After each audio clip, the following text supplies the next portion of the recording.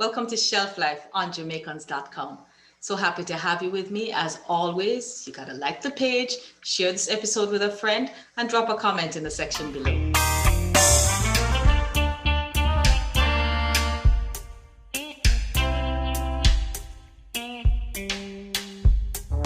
Today, my guest is Valerie Dixon. She is a teacher, a counselor, mentor, entrepreneur, and she's a writer who is a regular contributor to the Self-Help News, Giving Voice to the Voiceless, which is a London-based online publication. Today, we're going to explore her book, Too Black to Succeed, and it is a conversation you don't want to miss because a lot of us, Jamaicans, we close our eyes to what is really going on sometimes and how we got to where we are. So stick and stay and join with this conversation with Valerie Dixon. So Miss Valerie Dixon, welcome to Shelf Life. So good to have you with me. Thank you very much for having me, Miss Judith. Yes, beautiful day. Interesting book. Oh my goodness. Too Black to Succeed. But before we get to the book, because once we get to the book, we're going to be talking Black. So well, yes, talk a little bit about you and your background, where you come from. What's your history? Where in Jamaica are you from? I am what you would call a born Kingstonian. Okay. But when I hear people talk about coming from Kingston, I said to them, you mean you come from country and you live in Kingston? Okay, let me stick a pin. Let me stick a pin because I was born in Kingston. Let me just make that quite clear. But and you live in Kingston? I was born in Jubilee Hospital, but I grew up in country. Okay. So you and I, we have migration in reverse. Yes. Yes. Because I would say that I was born in asphalt and concrete. I didn't know a banana tree until I was probably about 10 years old. Wow. Yes, because if you want banana, you go buy a banana. You know. So asphalt and concrete as in where in Kingston?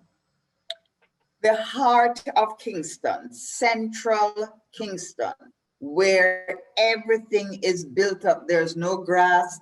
In other words, it was an inner city back then, and it still is an inner city back now. But I think in some parts they probably have banana trees growing. But when I came to my senses, I never saw grass. Wow. I didn't know what a lawn was supposed to be. Yes. And I mean, I ran barefoot on the asphalted roads and the concrete sidewalks, and there wasn't anything wrong with that because that's what you grew up seeing and knowing. So when I talk about in the book, for instance, when it's time to do that scholarship exam, and they have to take your vital statistics like your address and name and so on. And I said to the lady, I live at such a number, James Street. And she said, Kingston what? I said, Kingston. Yeah, Kingston. And she kind of rolled her eyes and said, what number Kingston do you live in? And I remember saying, my Kingston doesn't have a number, miss. And she just rolled her eyes. And I didn't like that roll at all. So I went home the evening and I said to my mother, how comes our Kingston doesn't have a number? And she rolled her eyes and said, oh my Lord, we have to move. Now it is strange. I lived on James Street, and at the top of James Street is North Street. And if you step over North Street, you're now into Kingston 4 or Kingston Gardens. Right. So long story short, my mother steps over North Street, and I could go back to school at the right time and tell her, Miss, I have a new address. And I told her the name of the street, and she said, thank God.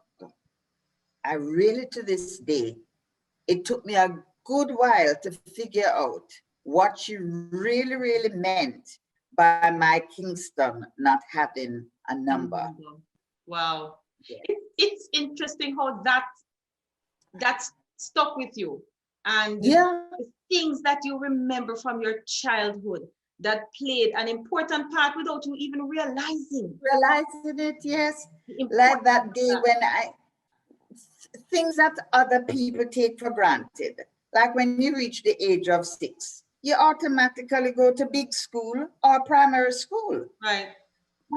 When I went to be accepted into this big school, it's the first time I'm going to realize that I'm Black. Aye. I Wow. See, am that 6 I'm years glad you old. brought that up, because that is something that when I read that part of the book, which is right up front, I was like, whoa. Because I think I always knew I was Black. Explain that though, because I don't think people understand that. No, I am from what we call in Jamaica a mixed litter, meaning that almost every child in the family, same mother, same father, has a different color. I know those. So you know those families. So I have 3 sisters, and the darkest one of the 3 is about your complexion. And Wow. here I am. So even though they didn't mean it or they didn't do it on purpose, they would always have to justify my complexion. Like I would hear people say, our skin black, but our nose straight. And I never said that to my other sisters. And my mother would say little things, not to hurt my feelings, but to sort of protect me. If you, maybe due to how people saw me as against my sisters. So this particular primary school was a church school, and it was built for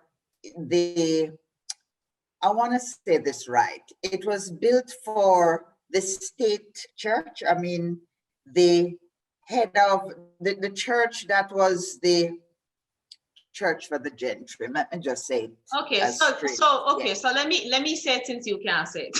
The Uptown Church. Yes. The rich people church and the Uptown Church. Yes, yes. So this is particularly strange. On James Street, at the bottom of James Street, is Calabar Primary School. That is a Baptist church school. Chains away.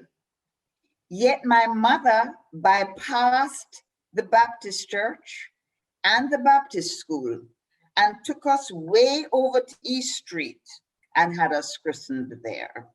She had a plan, or she understood how the society was structured. Yeah. Even in her humble background.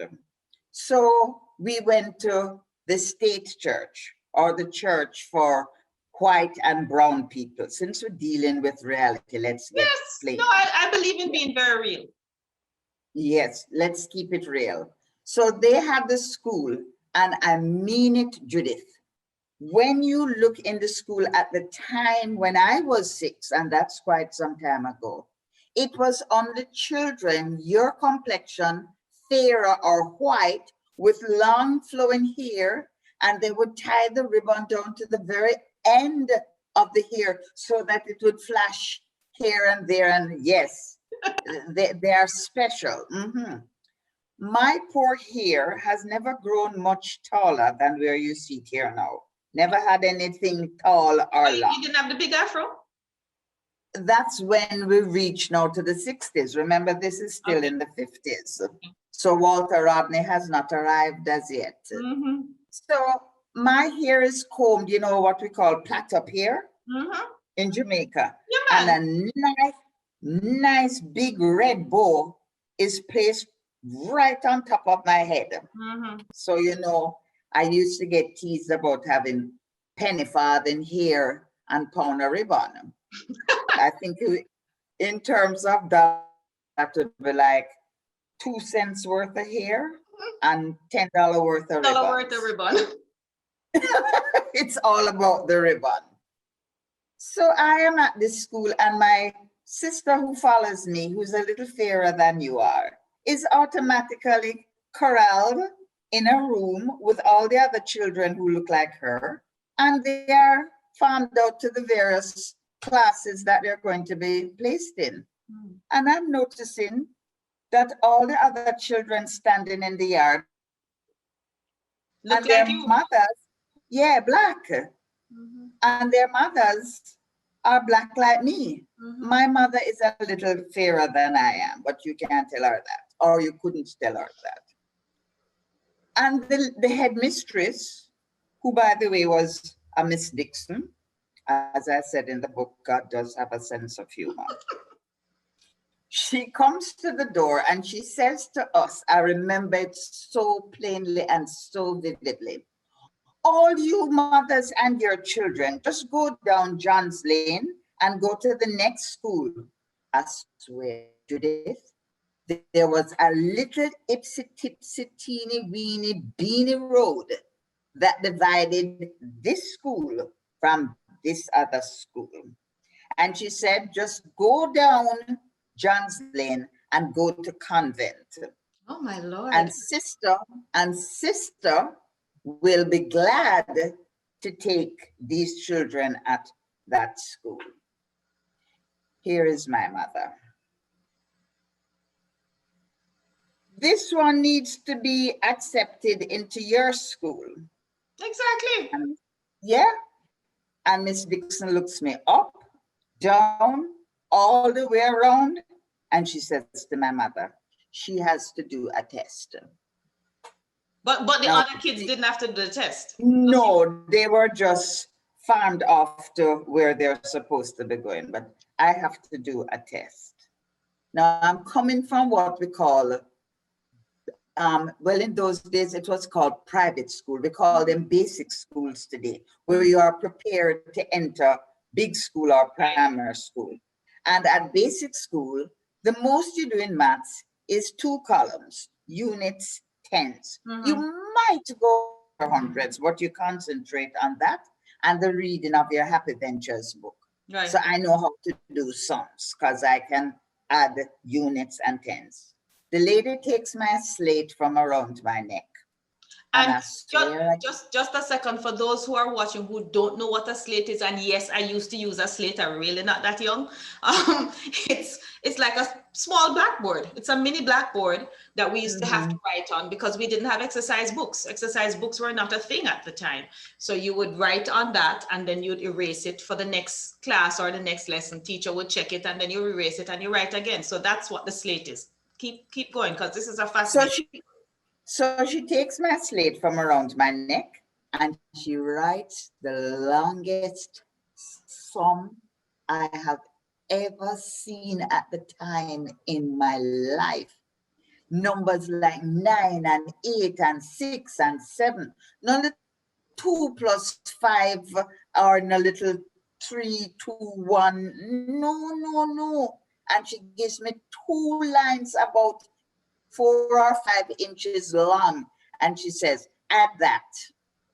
I look at the slate and I feel the lump beginning to grow in my throat because I know that this is an impossible task. I cannot do this. And my mother is there nudging me on, Valerie, do the sums now, add it. You don't help her. Do the sums, do this. And I feel the tears I feel at them now. the very edge, just about to spill over. And I steel myself at 6, but the lump is there that I cannot get rid of. And when she came back and saw that the sum was not completed, she just locked the door, right in my mother's face and in my face.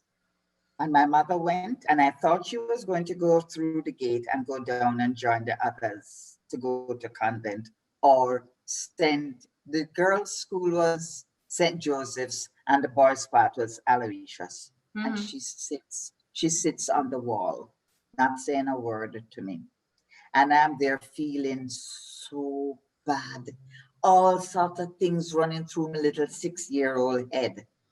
Then I hear this bell ringing and the door flies open, and pure brown-skinned children with hair and ribbon flying in the air, and they're having a wonderful time. And my mother just puts my bag in my hand and she says, go find a seat. Wow. And with that, she's gone through the gate, up John's Lane, and disappears from my sight. Valerie, yes? this story is just giving me chills. It is giving me chills because when we talk to the younger generation, what is the younger generation for us? People in their 30s and even 40s, 20s and so on, we explain that the Jamaica we grew up in, me and you, maybe me might get away, but don't take my fair skin too lightly. It's because I'm in quarantine for a whole year, right? Because when I'm able to travel and I'm up and down and I'm out the street and in Jamaica, I ain't this fair, right? This is my winter skin. Yeah. but when we try to explain that there was a time in Jamaica where we could not walk through the front gate of certain hotels. Yes. You know, I mean, literally they could not stop us, but you were so uncomfortable just walking through. They made it so that you were uncomfortable. This journalist who thought that he could control his own life, very prominent journalist at the time, went to Myrtle Bank Hotel. Yes, I know the story. Remember that story? And dove into their swimming pool. Barbara, and nobody said anything to Barbara Blake Hannah's dad. Yeah, she writes about it in her new book, and I mean it's one of the funny stories about her life. But you know what? Yes. We talk this black and white thing all day, but we need to talk about your book. No problem. This is important to the foundation of the book because it's now I understand as somebody who has read the book and read it from the standpoint of being able to have this conversation with you. Now I understand the genesis of the book, because the genesis of the book is not what happened to you as an adult. The genesis of the book was what happened to you as a child. So that everybody understands, the name of the book is Too Black to Succeed. Now there are actually like 2 different covers to this book. Too Black to Succeed, the FinSAC Experience is the original cover and is available in Jamaica because people in Jamaica understand the FinSAC experience. And you know, how the Too Black to Succeed comes into that.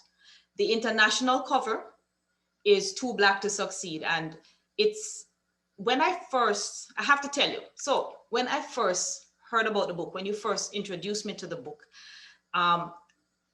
what I read was not what I expected. I don't know how else to put it. It was not what I expected at all. Because this book goes into far more history, and I'm a history buff, right? Far more history of Jamaica. You go into the colonialism, from slavery, you talk about the Irish, the Chinese, the Indians, self-rule, why it was necessary to do all of that. And so it's actually far more than anything that I thought it was going to be, because it delves deeper into some of the things that go into the psyche of the and not just that's what I love you saying. I love you saying that, Judy. You have to get the history first to understand why we are too black or perceived as being too black to succeed. Due to that history that has been brainwashed into our heads from the first Africans set foot anywhere in the New World. And this is why I don't want people to think that it's a Jamaican book. No. Anywhere there are Africans, enslaved Africans, Africans who didn't know slavery, the experience is the same. And why it is necessary is, I'm sorry, Judy. No, go ahead. What happened to 44,000, my family, and 44,000 Black entrepreneurs happened just the other day, and it's still happening in other forms. It's now covert, it's gone underground, it has disappeared like a river, but it is still there working underground and having the same results when it does come up on the surface. So, yes, please go ahead. And you talk about the fact that like the first Jamaican Black entrepreneurs were, we used to call them higglers.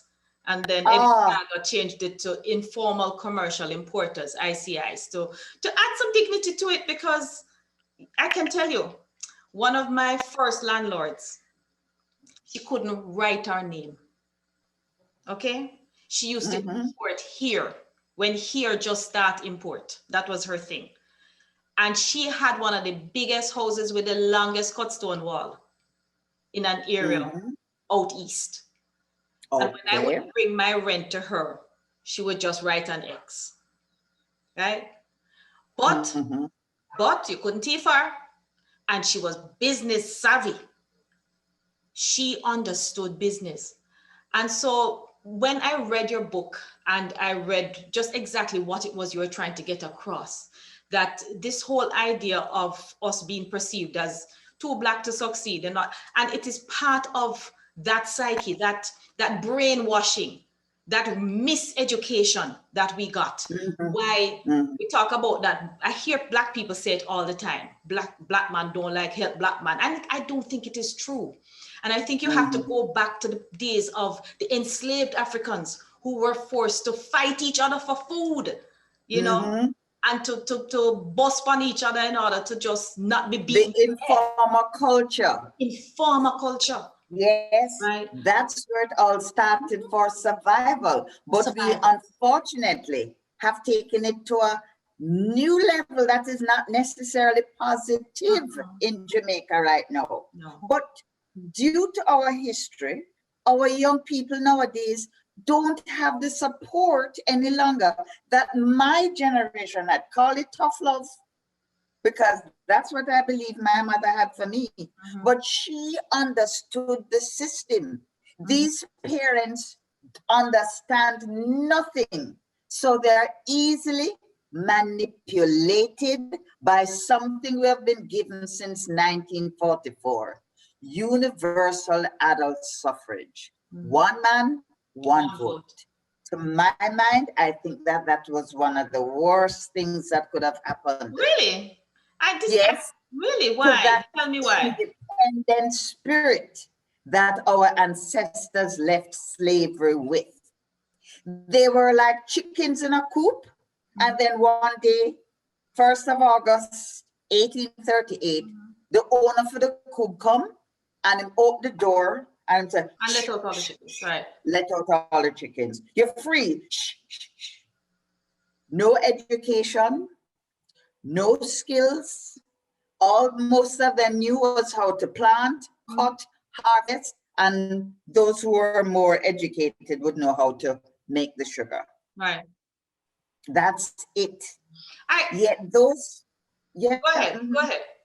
Yet those people were able to build houses through a system where they had no individual resources, but through what they called, it's a timeshare morning sport, they would call it. A gang of us would come to your little plot and we would help you to erect your house. And then the next weekend, and those houses were able to withstand the fiercest hurricane and tsunami, whatever you want to call it. Unlike those of us today who been to school, build houses as hurricane come, whoosh, roof gonna see. I think a lot of that though doesn't have to do with our education. And let me go back to the one man, one vote. I disagree with you. And I disagree with you because I believe everybody should have a vote. I believe that government should be by the majority, for the majority. I think where it falls apart is not in the system of one man, one vote. Where it falls apart and what is the corruption of the system. But not the system, but the corruption of the system and the lack of education now of the people who are expected to participate in the system. And it goes back to, again, the brainwashing and all the job. I like to say they did a job on us. And it's going to take centuries for us to get beyond that. But before we run out of time, I want to talk a little bit about the FinSAC experience. Because although it is a small part of the book, there are going to be a lot of the younger people who don't even understand what happened. So really quickly, in a nutshell, just talk about that and how that relates to the whole idea of being too Black to succeed. It comes back to the fact that the people who did no work during slavery were the ones who got reparations or compensation for the loss of their slaves or their labor force. During the FinSAC era, what happened was the private sector that is made up of the gentry class and those token Black people who get in through whatever means, decided that they were going to be expanding their business. So they needed foreign exchange because they seldom ever create employment. Employment is created among the lower class. The people who are the skilled workers, they will take a man with them. So the mason has 2 men, carpenter, and that's how the other people, they mainly depend on our skills, our culture, our everything to be the consumers. Right. So we don't really produce as such. So in a nutshell, this particular class decided that they wanted to expand their business. So everything that they more or less needed has to come from abroad. And to get anything from abroad, you must have foreign exchange. So there is a rush on because of this spending spree to get foreign exchange by any means necessary.